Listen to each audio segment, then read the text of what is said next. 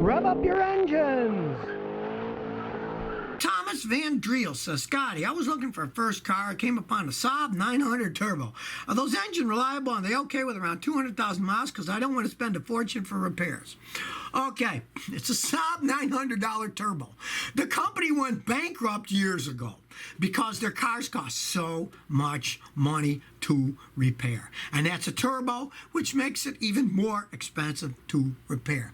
Now, if you live in Sweden or in Europe, there's a lot of old ones lying around in junkyards and a lot of parts where you can get parts fixed cheaply. I know guys in Sweden that have them and they love them. They swear by them. In the United States, you'd be playing with fire buying that car used with that kind of mileage on it. Anything could go wrong and you're going to throw your money. For a first car, that's not that smart choice, really. Unless you're in Sweden and you know some honest Swedish mechanics. B. Castro says, hey, Scotty, I got a question about the Ford-era Jaguar. Are they any good? Notice Ford doesn't own them anymore. That kind of tells you the truth. Those are some of the worst cars ever made.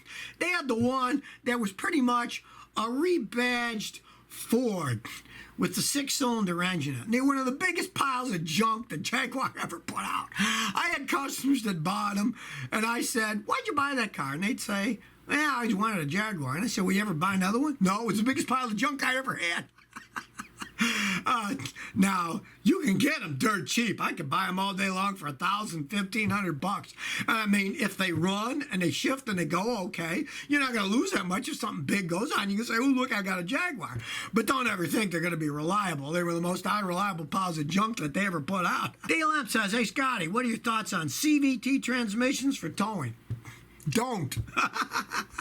CVT transmissions are made to get the best gas mileage you can possibly get, and they are more efficient.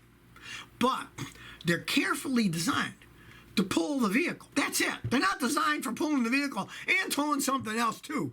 You are flirting with disaster if you think you're going to buy a CVT transmission and start towing heavy weights with them. You know, that would just be a mistake. You don't want to get one of those if you're going to be towing.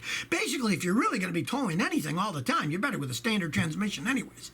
But the CVT transmissions, don't think about buying one and start towing things. They're just not made for that. Jobs 11 says, Scotty, my 2001 Jag X-Types engine light comes on for the upstream lambda center. Replacing the lambda doesn't stop the code from reappearing. Any ideas? Okay. Here's the thing about those oxygen sensors.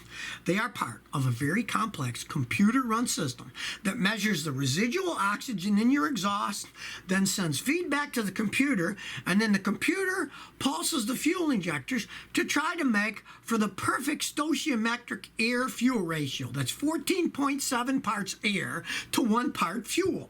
So it's a very complicated system. You change the sensor. If you used an OEM factory one and it's still stuck on, it could be the wiring from the sensor to the computer. It could be the computer. The driver circuits are going down. It could be an air leak on the intake. It could be a problem in the fuel injectors. There are all kinds of problems. You tried the obvious thing. And if you used an OEM factory sensor, you did what you could do. Now you're better off finding a guy like me. It's got a dealer-level scan tool. We hook them up. We drive them for 10 minutes. Then we analyze the live and Mode 6 data that's on it and give you our opinion on what could possibly be wrong. That's what you'd want to do next, really, rather than just guess. Saf Film says, hey, Scotty, I got a 99 V6 Firebird. The fuel gauge doesn't work. It gets stuck on full when I start up, and if the car idling in a park, it'll drop to empty. What should I do? Okay, the most common thing is the sending unit inside the gas tank. There's a float, goes up and down, goes to a little rheostat, goes up and down, then goes to the gauge and makes it move. Since yours is jumping around, maybe you're lucky and it's just a loose wire, especially on the top of the gas tank. You want to check that first. But if it's not that, odds are it's the sending unit. And unfortunately, on that horrible American design, you got to drop the whole stinking gas tank to get to it. It's not like a Toyota or a German car where they got an access panel either under the hood or in the trunk or under the back seat, where you just take that out and then there's like 7, 8 screws, take them off, pop it off, change the sending unit. On that, you got to drop the whole gas tank to change it. It's pretty much a pain in the butt. So if you never want to miss another one of my new car repair videos, remember to ring that bell.